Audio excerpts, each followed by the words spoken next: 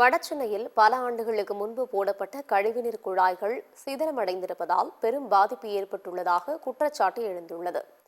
சென்னை சிந்தாதிரிப்பேட்டையில் உள்ள குடிநீர் வாரியம் அலுவலகத்தில் வடசென்னை குடியிருப்போர் நலச்சங்கங்களின் கூட்டமைப்பு சார்பில் குடிநீர் வாரியத்தின் இயக்குநரிடம் வடசென்னை மக்களின் பிரச்சினைகள் குறித்து கலந்து ஆலோசிக்கப்பட்டது.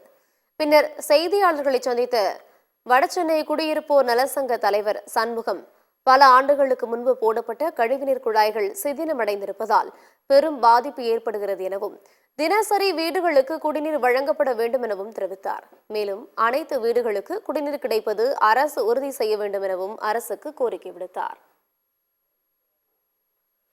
குடிநீர்ல கழிவுநீர் கலந்து வருது, துர்நாற்றம் வீசுது, மஞ்சள் கலர்ல தண்ணி வருது, இதை நீங்க தடுத்து நிறுத்தணும்.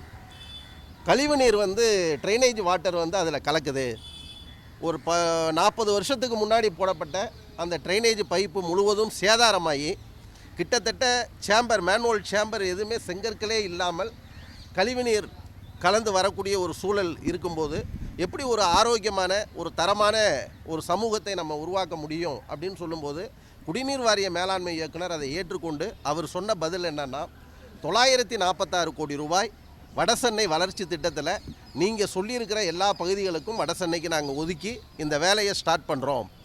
ஜனவரி மாதம் பிப்ரவரி மாதத்துக்குள்ளே இந்த குடிநீரில் கழிவுநீர் கலந்து வரக்கூடிய பிரச்சனைக்கு நாங்கள் உறுதியாக அதை தீர்த்து வைப்பதற்காக முயற்சி செய்கிறோம் என்று அவர்கள் உறுதியளித்திருக்கிறார்கள்.